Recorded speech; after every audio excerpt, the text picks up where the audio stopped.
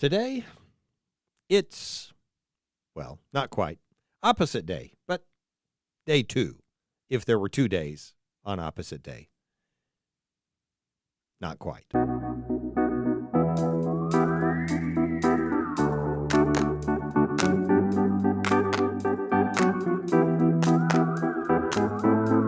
Welcome to Coffee with Creamer, where you get to sit down with our host, Dr. Barry Creamer, for a conversation about faith, life, and culture. We'll look at old ideas through a new lens, turn those culture wars on their head, and paint a picture of the way things could be. If you like your thinking deep and your coffee hot, pull up a chair. You're in the right place.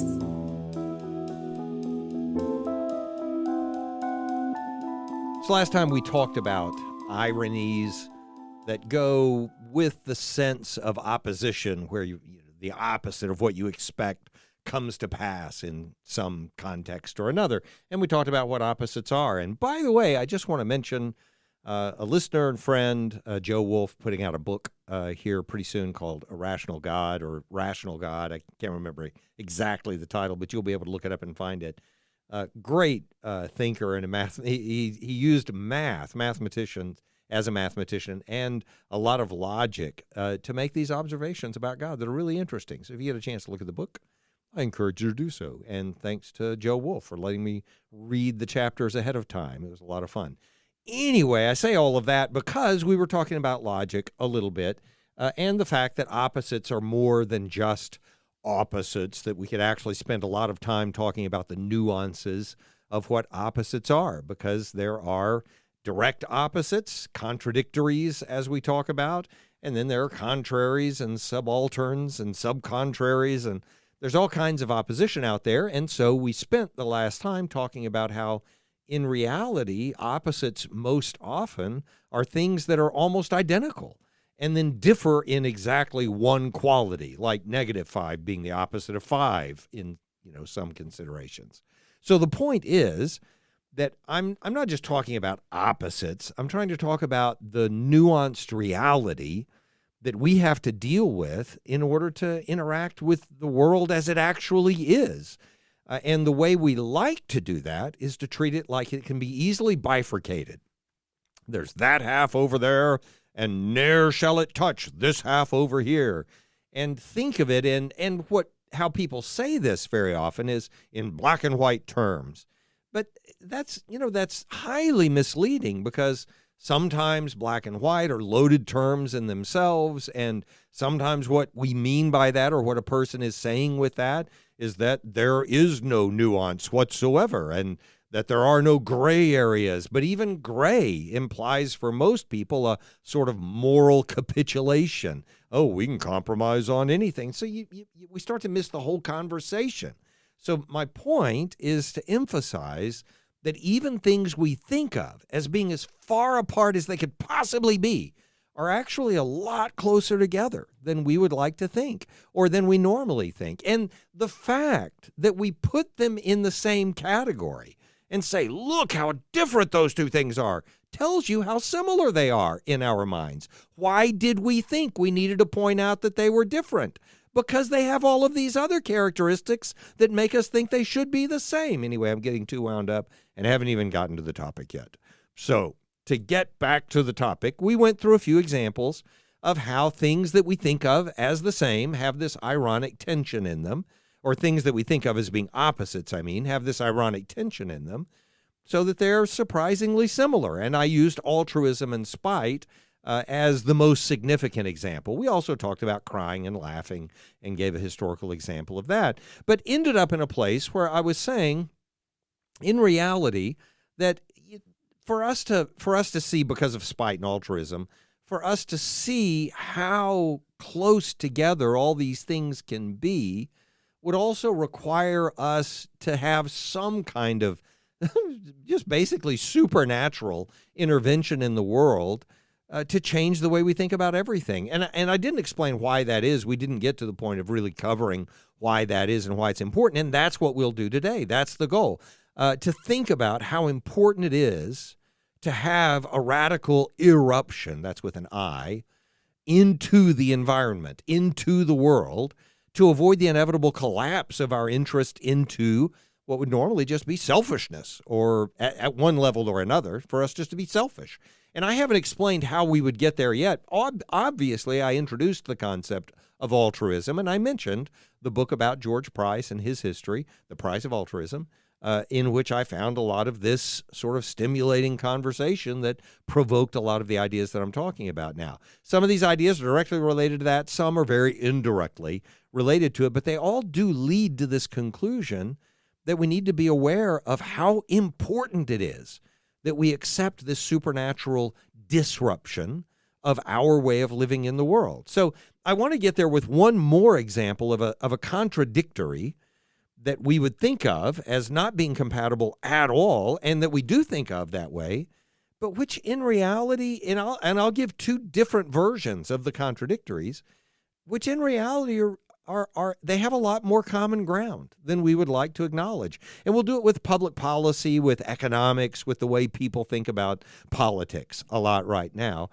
In terms of, let's say, a socialist approach to economics and politics, as opposed to what I'm going to refer to as a libertarian approach to politics and economics. I could say conservative and progressive. We could use a lot of different terms, and they're all adequate in some ways. But I think socialist gets across the idea there are some people who think of this as a more communal, society-wide obligation that we have, and we should be thinking in terms of our common shared basis in the society, and hence socialist.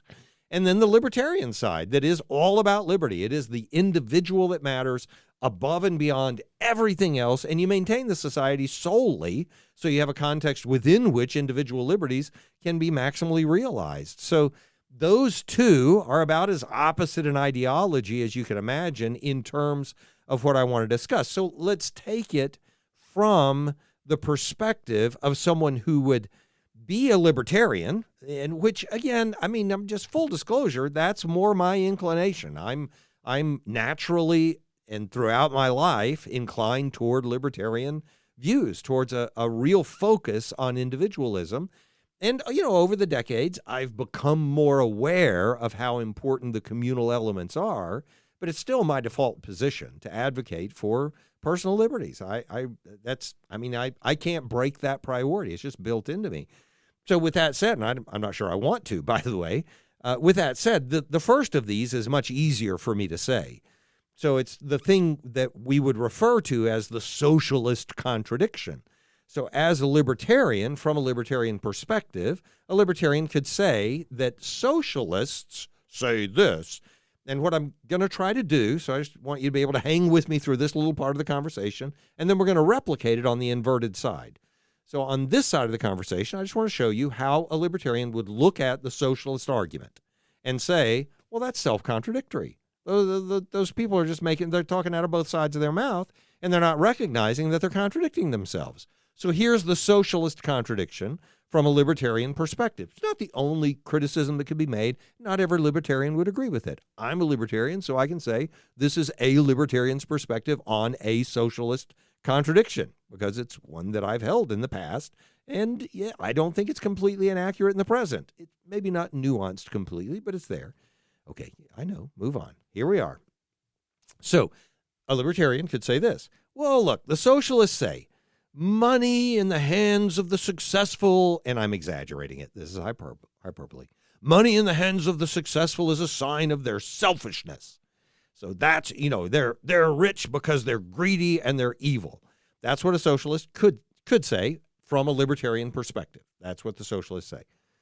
If I were being more generous about it, if I were libertarian and I wasn't just trying to use inflammatory rhetoric, then I could say, look, I'm not even against a person making a bunch of money and having success and being wealthy. But if they have too much money, I mean, come on. If you have so much money that you can't even figure out how to spend it, and people are lying at your doorstep starving to death, you should probably do something different with the money that you have. That would be a socialist argument from a libertarian perspective if we were being considerate about it, right? If we were being thoughtful about it. But the challenge is that when we say this and we say, oh, yeah, well, if they have too much money, they should get rid of it. Part of the challenge, by the way, this is just side note, parenthetically, how much is too much? Is it okay to have $1 million? Is it okay to have $2 million? Is it okay to have enough that you could live for a year without working? Or is a year too long? Should you only be able to work for, go without work for 6 months or should you have nothing? Work every day. You shouldn't rest on your laurels from the past and so on. How do you determine what's too much? Is $1 billion too much? And so on. $1 billion seems like plenty, by the way. So I'm just saying, I'm not saying it seems like too much to go beyond that. I understand how money works, but I am saying it's a very difficult question. So here's the challenge. If I'm a libertarian and I want to criticize the socialist who says those rich people have too much money, and I really just want to say it that way, then I would say, well, then why does the socialist want the poor to have that same money? I thought the priority here was to give up personal possessions and the whole idea of just desiring to have money so that you can have, everything that you want to need and spend on.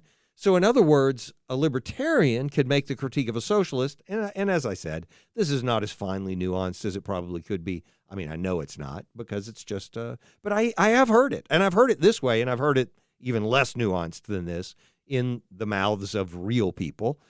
Not that I'm not a real person, but you know what I mean. Believe it or not, this is not AI. You're like, oh, we could tell that.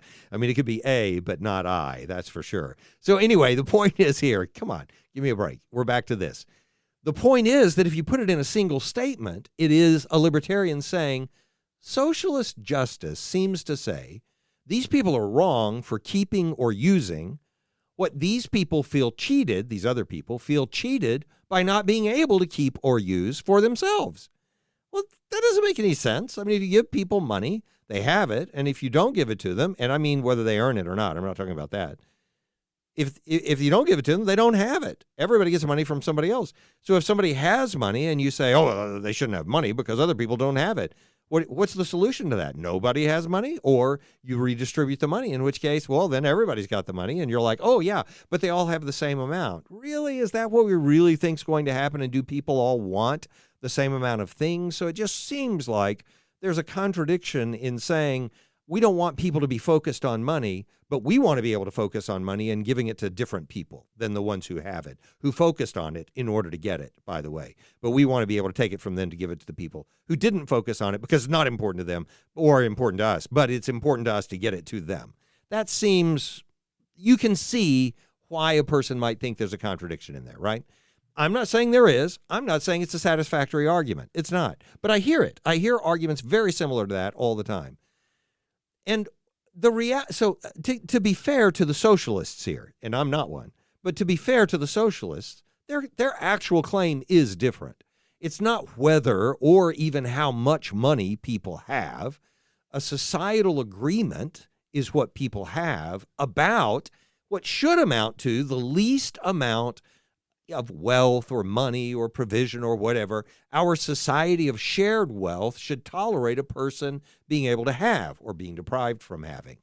So another way of saying that is a person who's accused by others of being a socialist in our society would actually say something more like, what's the maximum amount of suffering or the minimal standard of living that we're willing to tolerate as a society? And let's just make sure nobody falls below that. And when people are at a certain level in their wealth, then we will use some of their wealth to keep people from falling below those cracks. I'm not arguing for that to happen. I'm saying if a socialist heard this critique of the self-contradictory nature of saying, you shouldn't care about money, we want to take your money and give it to somebody else because we don't care about it except for the fact that we want to take it and give it to somebody else, that when a socialist heard that contradictory accusation, that accusation of being self-contradictory, that they would respond by saying, well, that's not what we want. We just want a minimum standard of discomfort that we're willing to say we're not going to let anyone fall below in our society. And then a recognition that above a certain amount of wealth, people have enough comfort that they could give up a little bit to keep other people from falling through the cracks entirely. And that question does entail harvesting money from somewhere and making sure it gets elsewhere. In some way, that has to happen for the socialist cause. And again, I'm just labeling it generically, not technically here, to to be followed at all. Something like that has to happen.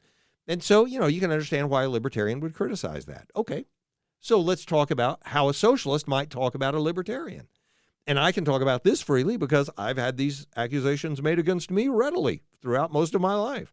So the libertarian contradiction, speaking from a socialist perspective, and really, this is not technically a contradiction, but more of an ethical absurdity or a moral inconsistency from the socialist, or really more the progressives kind of perspective. Anybody who's not just straight up libertarian in their thinking, they would say, well, what the conservatives or the libertarians say is the best way to help the poor, and we have said this for a long time, the best way to help the poor and the weak is by helping the rich and the powerful. Now, you can hear the irony built into that statement. Well, the best way to help the poor and the weak is to help the rich and the powerful. A libertarian hears that statement and they're like, yeah, that makes perfect sense to me. And by the way, so y'all understand why that would happen. I'll explain it more in just a moment if you don't. Part of what that would entail, saying, well, what we want to do is help the rich and powerful, and we know, hue and cry, I thought we were supposed to help the poor. We believe this will help the poor. I'm not saying I actually advocate for or against this right now. This would just be the case that a progressive could make about the inherent inconsistencies in some of libertarians' arguments. So the best way to help the poor and weak is by helping the rich and powerful. How do you do that? Well, part of it would be removing the obstacles to their success. So regulations, other forms of government interference, high tax rates, all those things need to go away. Well, it's not hard to figure out how that contradicts the socialist objective, right? So we're not redistributing as much money as we were before, at least not through the forms of government that were in place. But, it doesn't take a rocket scientist to recognize that the regulations are generally intended to protect all the people who aren't rich and powerful. I mean, that's what they're there for, including the poor. And so the result, and this is sort of inherently true, and I think most libertarians would acknowledge this, the result of a laissez-faire environment for business can be a pretty brutal environment for people who are living toward the bottom rung in society. So you can understand the claim that would go against the libertarian sort of approach to solving this problem. But just to be fair, by the way, the criticism of the progressives is not really just about making that critique. It's about saying, look, these regulations and things are not about punishing business. They're about advocating for the disenfranchised. So we're not trying to fight against the rich and the powerful. We're just trying to recognize that the people who aren't rich and powerful are also a part of society and need to be protected. You can hear that. What's interesting in all of this, and obviously, because I'm a libertarian, you sort of got the sense of how the trickle-down economic model works to begin with. I'll mention it again in a moment. But what I want you to recognize in the difference between those two critiques, the socialist's critique of a libertarian inherent inconsistency and the libertarian's critique of the socialist contradiction about the value or unimportance of money, what they have in common is actually a lot more than I think most people who claim one side or the other of those arguments admits. They both believe, and this is absolutely the case. I've talked to people on both sides. They both believe that their approach is the best way to promote the most good for the most people in society. They think this is going to promote the welfare of the individuals and the groups that are within our society. Both argue that their approach raises the standard of living for the poor. Libertarians make their argument through trickle-down prosperity. We will have wealth at the top, and that'll provide more resources for those below to take advantage of, and more open doors with fewer regulations for people to become competitors, and blah, blah, blah. And progressives argue that it'll help raise the standard of living for the poor through direct redistribution. I mean, we give that they will have more money at the end of the month. They won't be trying to find food. They'll be able to go out and make a living, do something for the benefit of society overall or whatever. And they both argue that their approach distributes justice, not just money, not just raises the standard of living for the poor. They both argue that their approach has this moral underpinning to it, that it distributes justice more universally and more effectively than the other approach. Libertarians, by reducing the amount of government intrusion on individuals, obviously. So if government's not in your house, it's the famous Ronald Reagan ironic line, I'm from the government and I'm here to help you. The 10 words he said all of us fear, more than anything else. I'm from the government and I'm here to help you. I'm not even sure it's 10 words, but I think that's what he says in the quote. That's the libertarian line. The government is the problem. They are imposing, they're infringing on our freedom. So let's limit that. And the progressive argument is that somebody is intruding on your liberties, but it's not mainly the government. It's mainly the corporate abuses that are happening that are bringing these harms to you. And somebody's got to rein in those corporate abuses. And to be fair to their argument, if we look back at the 19th century, the century of industrialization, it's not hard to say that, the greatest threat to the poor in that time was the industrial complex that existed at the moment, not the military-industrial complex. That's Eisenhower and afterwards. We'll talk about that another day. So anyway, you get what I'm talking about here, dealing with the importance of recognizing that opposites are not as opposite as we think. They share a lot of common ground. And if you sit down and say, if you're a libertarian and you sit down with someone who just claims to be an out-and-out socialist, let's say. So let's say we could get a Rand Paul to sit down and have a conversation with AOC. I'm sorry, I don't even know her full name out. I should, but I don't know it off the top of my head.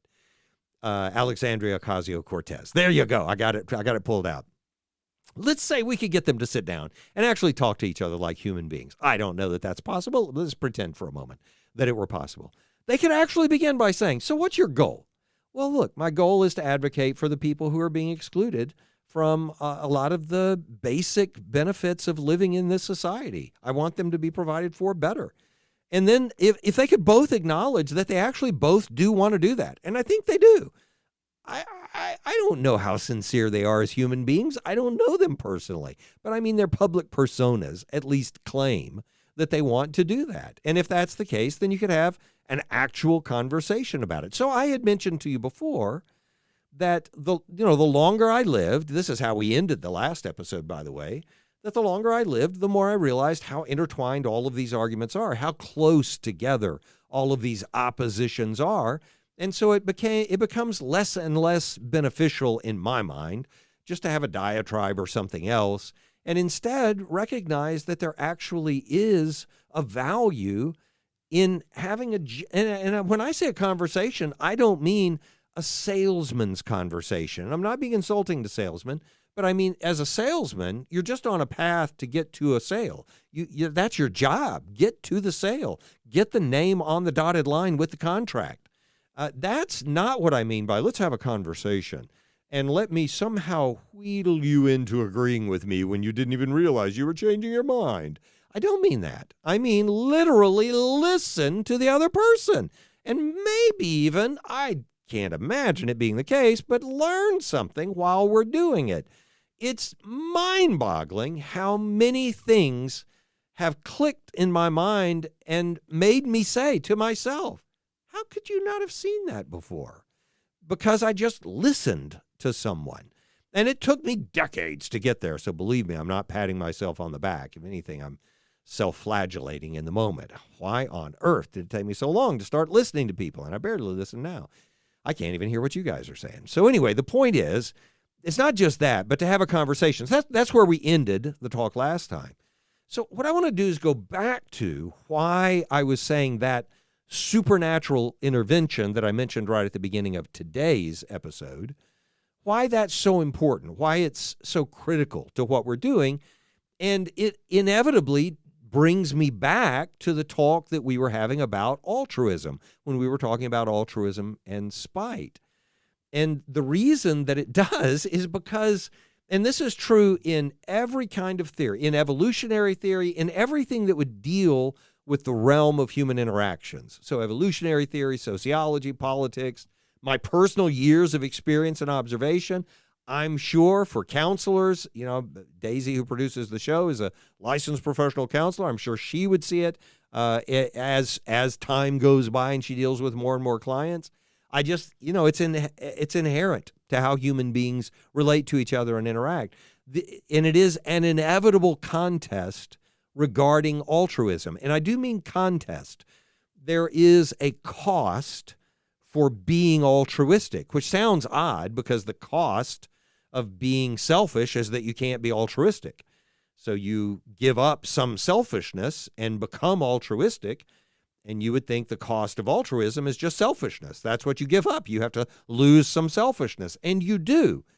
But the problem is that selfishness exists in layers in our minds, in our way of existing as human beings. I'm not just selfish in one way, in a singular way. And so the progression that happens, and I think this is so interwoven into Christianity. It's so woven into the Old and New Testament. But, I'm approaching it as a Christian and approaching it as a follower of Christ. And because of that, even for people who know me or have known me for a long time and wouldn't agree with me about my Christianity, I hope would at least know and acknowledge that my Christianity is what's shaping even the things I critique about the other Christians that I know. It's the things that I think the Old and New Testament just require of us. And they require it of us in such a plain fashion. And it's so consonant with what I'm talking about here regarding altruism that I want to put it in that context and sort of weave it together for you as we come to a close on both of these episodes now. So the inevitable cost, or contest, that's what I was saying a moment ago, but it is a cost of altruism, does have to do with selfishness, but at a higher level. So let's just take it one step at a time. So selfish people, that's just where we start. And I'm using the negative word for it. I could just say egoistic people because it doesn't have to be evil selfishness. It's just people who are concerned about themselves. And that's what you are. When you're hungry, you're concerned about yourself. You're being what I mean in this context by selfish. I don't mean 3-year-old temper tantrum selfish. That's normally the freight that we put into the word. So just hang with me on the word selfish in this context, meaning you're inherently concerned with the things about yourself. I mean, if you don't start out that way, who else is going to be that way, right? That's what we would all say. So selfish people become more altruistic. Altruistic meaning you care about others. And you care about them because of them, not because of what it gives you, what it provides for you. That would be selfish again. So we talked about that conundrum last time. We don't have to rehash that. Selfish people become more altruistic as they identify. Now, this is just empirically true. In other words, making observations, and with experience, we've learned this is how it happens. People don't happen to wake up and become altruistic. We are altruistic as we identify with the people that we used to neglect. This is why altruism and empathy are so inherently related. If you're not empathetic, your altruism probably doesn't exist at all.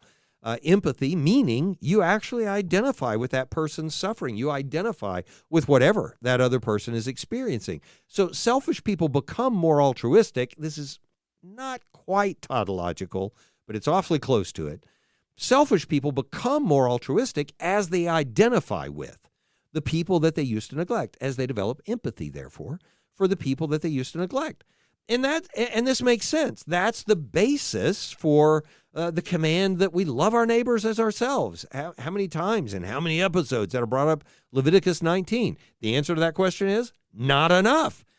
There is not enough. We could never talk about it enough. It's the great commandment. Love your neighbor as yourself. And I know there are two. I know how they go together. I know how they fit together. We're not doing that. Not going down that road. Stop interrupting. Okay, so here's the point. The basis for the command that we love our neighbors as ourselves is that we already love ourselves. That's what's built into the command. If that weren't true about us, the rest of the command would make no sense. Love your neighbor as yourselves. Oh, well, I hate myself, so I can hate my neighbor, and I'm doing just fine. See, Lord, I'm okay. That's ridiculous, even for people who do loathe themselves in some way. You already love yourself in more ways. So, and the reason I say it's the basis for the command in, such confidence is because of how even Paul, and I'll use Paul several times today, talks about it in Ephesians 5 when he's talking about the husbands and the wives. This line always almost makes me laugh. It doesn't make me laugh, but it almost does, because it's just so plain stinking true and usually not said. And it's, when he's telling husbands, love their wives, you need to love your wife as if she's your own flesh, because, and he's obviously extrapolating from the statement, love your neighbor as yourself, love your wife as if she's your own flesh, love her as your own flesh. Why? Why are you able to say that? For no one, quoting him in chapter 5, verse 29 of Ephesians, for no one ever hated his own flesh, Paul says, but nourishes and cherishes it. His point is that you automatically care for yourself. His point isn't, we're all solipsists. We think we're the only people who exist in the world, or, look how Epicurean in the modern sense we all are. We just, it's all about personal pleasure. We're all hedonistic. That's not his point. His point is it's automatic for you to care about yourself. You know how to care about yourself.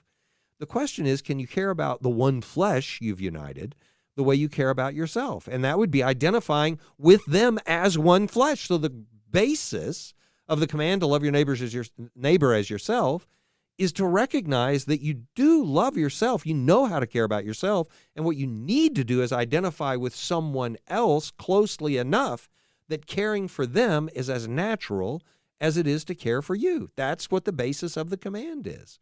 So as selfish people, we take a step out of that and finally become altruistic. But then in altruism, that means you've developed a social care. You care about others. I feel responsible for other people. I give myself to my community, whatever. So you become an altruist. Okay. The social care, which is a form of altruism, the social care that we bestow on others, that's not me, that's them, but I identify with them, and so I care about them, and so I'm expressing this empathy, and I have this altruistic response to their needs. The social care that we bestow on those others, when we include them as we, that's part of us. They're part of the we that we use. So now the social care that we bestow on others, as long as we're willing to include them as part of we, inevitably results in the exclusion of others that we're able to exclude as they. They're not part of the we. We don't mean to do it, but it's built into having a we. Am I one of you? Oh, yeah. Well, what does that mean? It means we have this unique bond of sharing social obligations and concern and empathy that we don't have with with the they that's out there. And so partially, and look, this is just human nature. It's just the way we are. And it probably is, based on all the observations people make in biology, not just human nature. It's just the nature of being a thing. Partially, the sense of belonging entails both sides. It entails both an identification with those to whom we do belong and a distinction from those to whom we don't belong. If you can't demarcate the two, you don't have any sense of belonging. That's how we are as human beings. And you can hear the problem that comes with that. That's why and I've talked about this 100 times and in several episodes, it's why the strangers passages in the Old Testament, the outsiders, the sojourners, the Gentiles, it's why those strangers passages in the Old Testament become so prominent and so important. The stronger Israel's identification as the people of God becomes, the stronger also becomes their exclusion of whoever's not one of them. And why wouldn't it? Look, these people don't follow the law of God. These people had to be kicked out of the land because of the disturbance they brought to it. These people don't know Yahweh. That's true. All of those things were true. So obviously their identification with each other as the people of God made their exclusion of the others only stronger.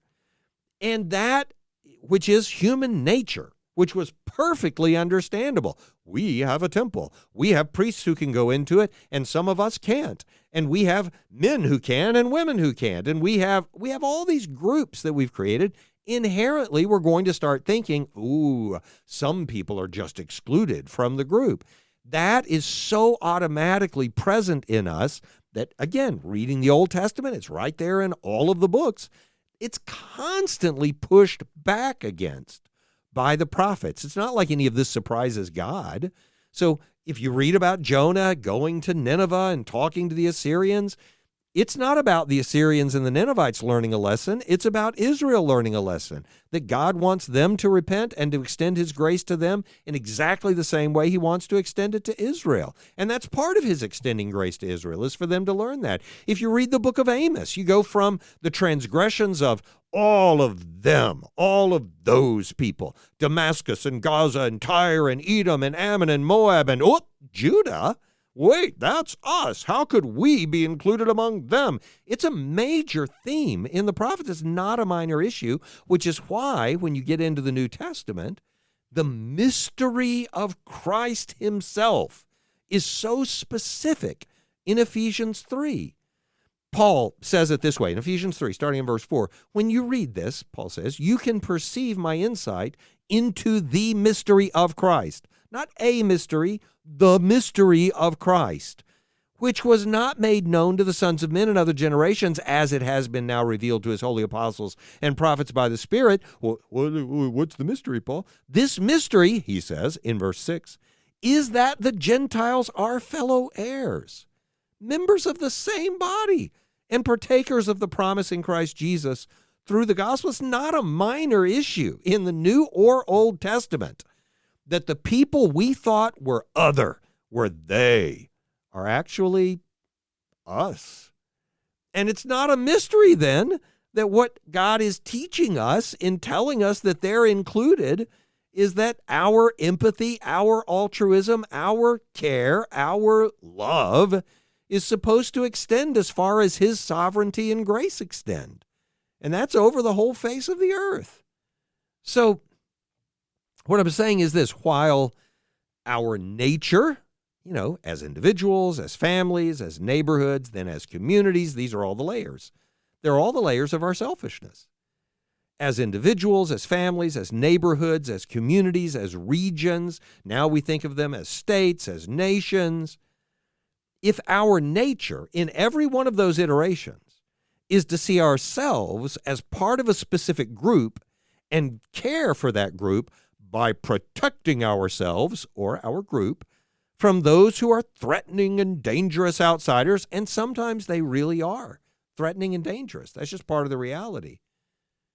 Then we realize that God's intrusion into our world with his grace is his way of, undermining our sense of belonging to one group instead of another, and replacing that with, instead of getting us to find our belonging in him, and therefore with everyone created in his image.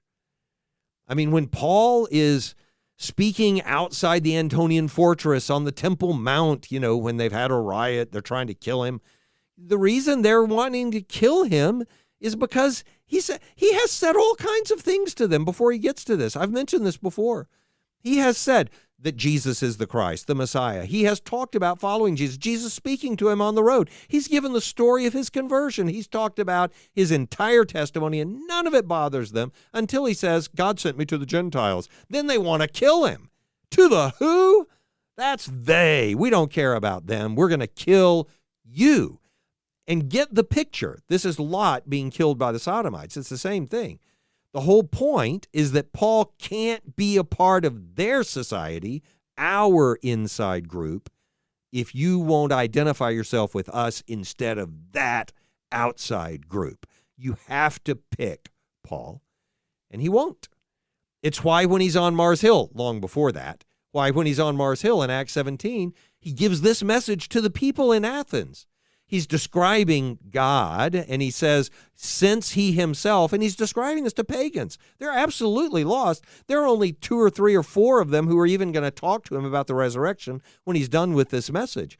He says to all of these people who are worshiping false gods, since God himself gives to all mankind life and breath and everything, and he made from one man every nation of mankind to live on all the face of the earth, having determined allotted periods and the boundaries of their dwelling place, that they should seek God and perhaps feel their way toward him and find him. Yet he's not actually far from any one of us, for in him he says to a group of people worshiping pagan gods, We live and move and have our being, even as one of your own poets said, we are indeed his offspring. And Paul says to all these people worshiping false gods, being then God's offspring.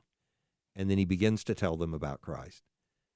So that's why as I mentioned last time, that's why we have to go from judgments and exclusions and diatribes to conversations with people we've come to realize are just another other to care about, another other to serve, another other to love, just like Jesus loved us.